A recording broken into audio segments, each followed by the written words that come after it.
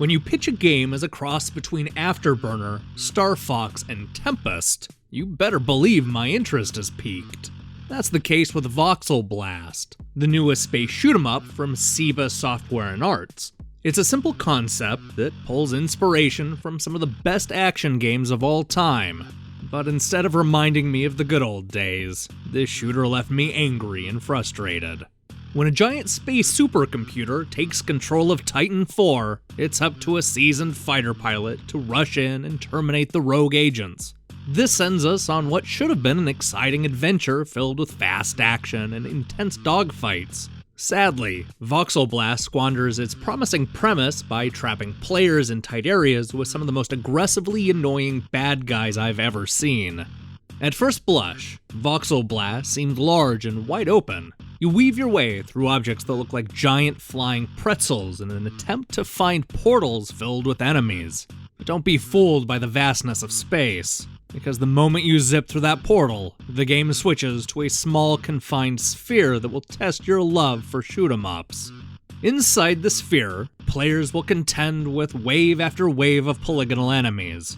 The goal is to shoot them all down, exit the sphere, and rush to the next portal before time runs out. Do this enough times, you'll go face to face with a tough boss creature. This plays out over the course of a number of stages, each with a slightly different environment to explore. These open areas hint at a much more interesting game, but alas, most of the action takes place inside the sphere. This gives the game a claustrophobic feel that makes dealing with the enemies a lot more difficult than it should be.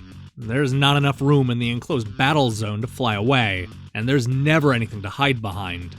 Trying to escape runs the risk of slamming into the side of the level, which seems to take more damage than simply being shot. It doesn't help that our little spaceship is frustratingly difficult to control. It flies forward, and that's about it. There are no barrel rolls, quick turnarounds, or other evasive maneuvers. You simply steer and accelerate. The cumbersome gameplay also makes it difficult to keep track of the enemies, which have a tendency of flying behind you and taking cheap shots. With no place to hide and impossibly fast enemies attacking from all sides, there are moments when Voxel Blast feels hopeless. To the game's credit, some of the different ships will make these stages easier to handle. The various crafts come with unique skills and attributes, as well as wildly different shapes. But even with the best ship, you're still stuck in a series of monotonous levels confined to tiny spheres.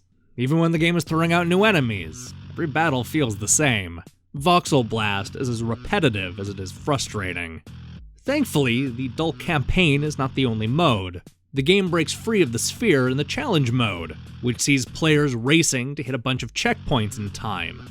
Sadly, without anybody to compete against and crummy level designs, it's hard to get much enjoyment out of running through checkpoints. Had the developers figured out a way to marry the race mode with the standard combat, then this would have had the potential to be an addictive variation on the theme. But instead of being action-packed, these challenges range from dull to infuriating. While disappointing, I can get over Voxel Blast being nothing like Afterburner, Star Fox, or any of the other games used to attract attention. What I can't overlook is the cumbersome gameplay, frustrating difficulty, and repetitive action. There are occasional glimmers of innovation throughout the experience, but being confined to a small empty sphere just isn't much fun. Hey, thanks for watching the review. This is just the start of a busy week, one that will include a fun horror game themed interview reenactment on Friday, as well as a review of Pineview Drive. On Tuesday, we'll be posting Nintendo Power's Top 10 Games of 1991. If you haven't been watching our weekly Nintendo Power videos, I strongly recommend you check them out.